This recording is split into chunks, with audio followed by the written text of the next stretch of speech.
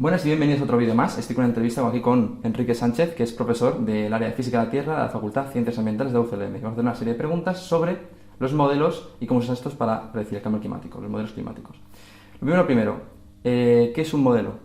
Vale, un modelo es una conversión de unas ecuaciones, unas leyes de la física, en este caso de la física de la atmósfera y del océano en todo caso, también, en programas de ordenador que intentan calcular esas leyes convertidas a cálculos que intentan predecir o pronosticar o proyectar lo que va a pasar en el futuro conociendo lo que pasa en el presente. Las leyes que explican eso físicamente se saben, están en los libros de física. Convertirlas a un programa que permite hacer muchos cálculos concretos para calcular temperaturas, precipitaciones, presiones y cosas concretas, eso es lo que es un modelo. Convertir unas leyes, que sabemos cuáles son, en unos programas de ordenador que permiten hacer muchos cálculos y calcular a futuro. Ok. ¿Y qué tipo de modelos tenemos? Vale, para estudiar el cambio climático tenemos básicamente dos modelos, bueno, un tipo de modelos. Todas las leyes que explican el comportamiento de la atmósfera, como un fluido que es, y de la termodinámica, de los intercambios de calor, etcétera, hay unas leyes que las sabemos desde hace mucho tiempo que explican eso. Cómo se mueve la atmósfera, cómo se mueve un fluido, cómo se calienta, cómo se enfría, cómo se condensa, cómo se evapora, cómo intercambia con el océano, con la atmósfera. Todo eso ya lo sabemos. Entonces, la diferencia es que hay modelos que convierten eso a programas, a modelos para todo el planeta, que son los que se llaman modelos globales, y luego hay otros que con un poquito más de detalle espacial lo hacen solo en una pequeña región, y eso se les llama modelos regionales. Pero digamos que la idea principal, las ecuaciones son las mismas, unas lo hacen para todo el globo y otros lo hacen solo para una parte del globo con un poco más de detalle espacial. Ok, ¿y qué ventajas o desventajas, mejor dicho, diferencias también, tiene un modelo global frente a un regional y viceversa? Vale. Un modelo global es el modelo de partida porque necesita reproducir el comportamiento del planeta para que podamos tener un continuo de movimiento de la atmósfera. A cambio, el modelo global tiene una resolución, un detalle, digamos, espacial más bajo. A veces demasiado bajo para según lo que quieras estudiar. Para ver comportamientos más o menos generales está bien. Para ver comportamientos más regionales o locales no es suficiente ya muchas veces porque la orografía no la representa bien, porque ciertos procesos que son más de escala más pequeña, de pocos kilómetros, los modelos globales trabajan en escalas de cientos de kilómetros, no lo ven suficientemente bien. Evidentemente un modelo regional no existiría sin un modelo global. Por lo tanto, el modelo de partida y el que se usa para hacer las proyecciones de cambio climático generales que vemos en los informes de IPCC, de Naciones Unidas, básicamente están hechos a partir de los modelos globales. Ahora bien, cuando quieres ir a escalas regionales, nacionales o continentales, necesitas además el dato del modelo global, del regional, con lo cual los dos son importantes, los dos son necesarios. En función de lo que quieras analizar, te puede valer solo con el modelo global si quieres decir la temperatura global del planeta va a aumentar 1 grado, 2 grados. Para eso te vale el modelo global. Ahora bien, si quieres decir el tipo de tormentas que se dan más en otoño va a aumentar o las olas de calor localizadas en esta zona o en esta otra, para eso necesitas llegar al nivel de los modelos regionales. Con lo cual los dos se complementan y los dos son útiles según para qué lo quieras hacer.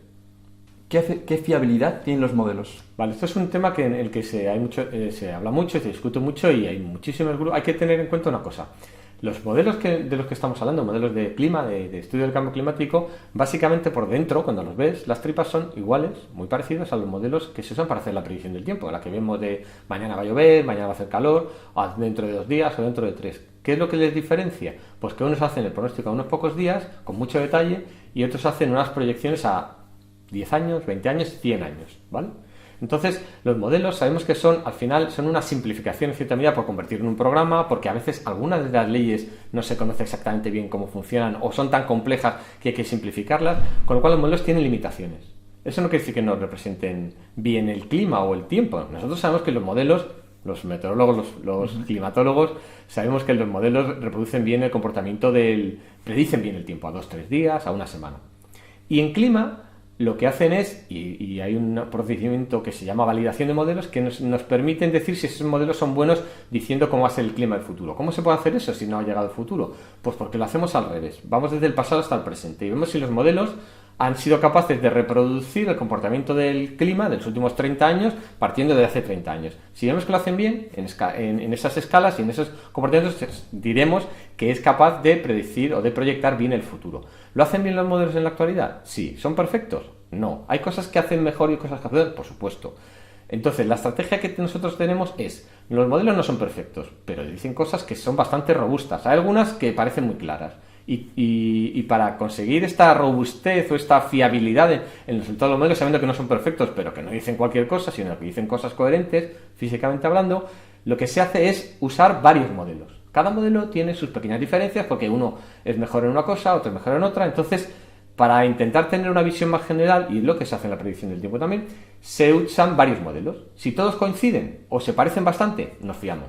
Que los modelos divergen un poco, pues de esto no nos fiamos tanto. Y eso pasa en las predicciones de cambio climático. Hay cosas que se tienen bastante claras, que va a aumentar la temperatura, pero si vas a detalle de cuánto, en qué época, en qué regiones, o si va a llover más, o mucho más, o un poco menos, hay modelos que dicen una cosa, otros que dicen una cosa un poquito más, otros un poquito menos. En función de eso, establecemos lo que se llama incertidumbres. Pero los modelos, sin ser perfectos, digamos que dan bastante información y utilizando este tipo de técnicas estadísticas podemos delimitar al menos un rango o una incertidumbre de lo que dicen los modelos que va a pasar en según qué procesos, variables, regiones, periodos. Y entonces los modelos, sin ser perfectos, en ese sentido estadístico, nos permiten establecer un rango de valores. Por ejemplo, los últimos modelos que ahora mismo van a salir publicados el año que viene o dentro de 2, en el siguiente informe del IPCC, dicen que las temperaturas van a aumentar entre 1,5 y 6,5, cuando los modelos de la, digamos, generación anterior, que se usaron para el informe de hace 7 años, decían que las temperaturas iban a aumentar entre 1 y 5.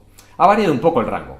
Esto es un rango muy general, pero ese es el tipo de información que dan los modelos. No son perfectos, son mejorables y de hecho de cada generación de modelos van mejorando porque vamos dándonos cuenta de en qué cosas no lo hacían bien, en qué cosas lo hacen bien y ya no se tocan, en qué cosas no éramos suficientemente precisos, intentamos que sean más precisos y jugamos con todo este tipo de aspectos. Pero en general podemos decir que los modelos son fiables con limitaciones. Y lo sabemos, no decimos que los modelos sean perfectos, eso sería absurdo, lo sabemos. Y por eso, de hecho, y si me permites terminar un poco con esta reflexión, el grupo en el que yo trabajo es uno de esos grupos que se ha dedicado durante muchos años a desarrollar y a analizar y a correr, a calcular con modelos de este tipo.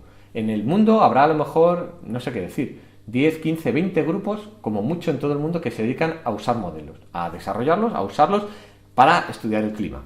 Uno de ellos, humildemente no, evidentemente no es importante, pero uno de ellos que ha participado en proyectos internacionales en los últimos 20 años es el nuestro. Y entonces, en ese sentido, hay que darse cuenta de que no son tantos los modelos que hay, 10, 15, 20, 25 como mucho, cuando vas a los informes, con lo cual no hay tantos grupos de investigación que se dediquen a hacer esto, porque es muy costoso computacionalmente, porque es muy complejo, como digo, imperfecto, y que poco a poco va evolucionando y va mejorándose. Esto es una labor de décadas. Nuestro, digamos, jefe coordinador de grupo, que acaba de jubilarse ahora mismo, ha estado sus últimos 25 años de trabajo de investigación dedicados a partir de un modelo que se ha ido perfeccionando, que se ha ido comparando con otros modelos, que ha sido incluido en estos trabajos que se llama de intercomparación de modelos, que nos permiten llegar a la conclusión de estos rangos de valores de cambio climático, en temperatura, en precipitación, etcétera, y de esas incertidumbres que hay cuando se comparan los modelos entre sí. Pues uno de ellos, de los que está incluido en ese conjunto de modelos, es en el que trabaja mi grupo. Entiendo entonces que la colaboración internacional es muy importante para el desarrollo y validación de los modelos. Es esencial.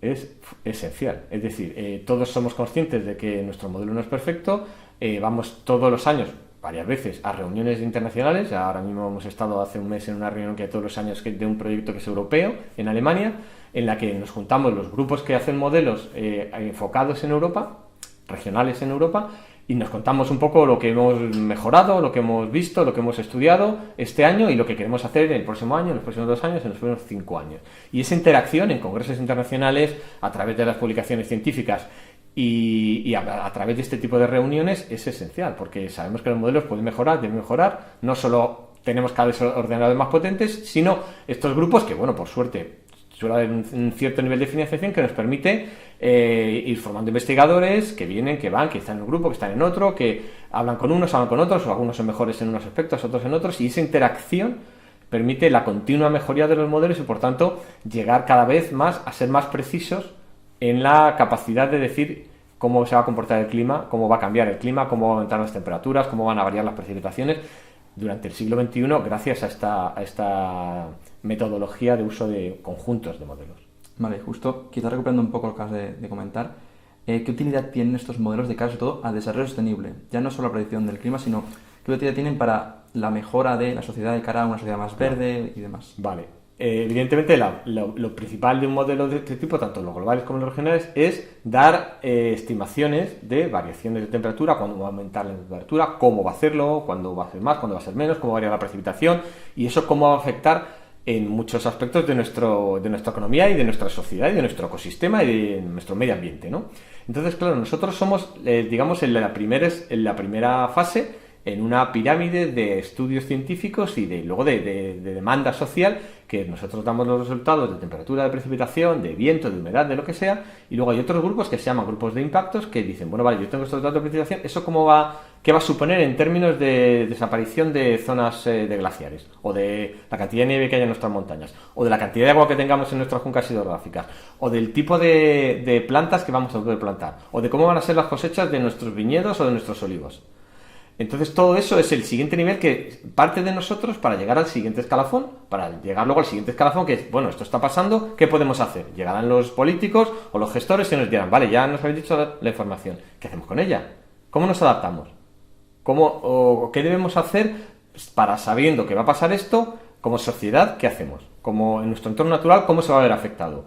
El tipo de plantas o de animales van a poder darse en un sitio, ahora no se va a poder dar en otro, van a migrar, van a desaparecer, van a evolucionar en una dirección. Todo ese tipo de información necesitan como parámetros de entrada los que estos modelos proporcionan, con lo cual están muy claramente relacionados e involucrados en toda la cadena de relaciones que existe cuando uno quiere estudiar qué va a pasar a nivel ya global, ya no solo de la física de la atmósfera, en nuestra sociedad, en nuestro medio ambiente, en nuestras condiciones de sostenibilidad que prevemos que van a suceder a lo largo de este siglo, claro, en relación con el cambio climático. Ok, y ahora, para terminar, ¿algo quieres decir a los espectadores de este vídeo? Vale, yo desde mi perspectiva, digamos, más siempre humilde y modesta, huyo siempre de la visión catastrofista del cambio climático. El cambio climático es un hecho científico incontrovertible. Estamos los hombres, por primera vez que se sepa, estamos siendo capaces, no porque queramos, sino pero está siendo así, de cambiar el clima, de aumentar las temperaturas, de hacer variar las precipitaciones. Y entonces el mensaje para mí sería, en un sentido más amplio, de una visión de sostenibilidad y de una visión de que es sensible al medio ambiente, podemos hacer algo, debemos hacer algo, cada uno en nuestro pequeño entorno y a nivel más global, sí. ¿Se va a extinguir la especie? No. ¿Se están produciendo cambios ya? Sí. ¿Se pueden evitar? Relativamente. En cualquier caso, tenemos que reducir nuestras emisiones de gases de efecto invernadero, eso es obvio, pero a gran escala como planeta, por supuesto, pero a pequeña escala podemos hacer muchos gestos que contribuyan a ello. No solo estrictamente en la reducción de emisiones de gases de efecto invernadero, andar un poco más, coger un poco menos el coche, usar el transporte público, fomentar en nuestros políticos que hagan campañas o que hagan movimientos en la dirección de uso de energías renovables. Hay muchas cosas en las que podemos influir. Y granito a granito conseguiremos que la tendencia social cambie. Yo creo que eso es muy importante. No tener esa visión apocalíptica de que se acaba todo y entonces no hay nada que hacer. No. Tampoco pensar que nuestra contribución de hoy, el año que viene ya se vea. Esto no va a ser así. Pero evidentemente, cuanto antes empecemos a hacer cosas y cuantas más hagamos, mejor. Ya no solo en términos del cambio climático causado por el hombre, sino en general por un mundo más sostenible. Pero no seamos tampoco, ya digo, catastrofistas. Pero no miremos por otro lado, ni tampoco ya no se puede hacer nada, pues total, para lo que nos queda, no. Hay que aprovechar esta coyuntura para transmitir el mensaje de que podemos, debemos, y no es tan difícil cambiar ciertos hábitos que nos hemos dado cuenta como sociedad global y localmente que no son los adecuados para una mejor sostenibilidad de nuestro planeta. Ese sería mi mensaje. Bueno, pues eso es todo. Muchísimas gracias, Enrique, por esta entrevista. Si tienes alguna duda, deja en los comentarios y si no, intentaré si me la puedo resolver él, si no, haré lo que pueda. Y espero veros en el próximo vídeo. Muchas gracias. Muchas gracias. Adiós.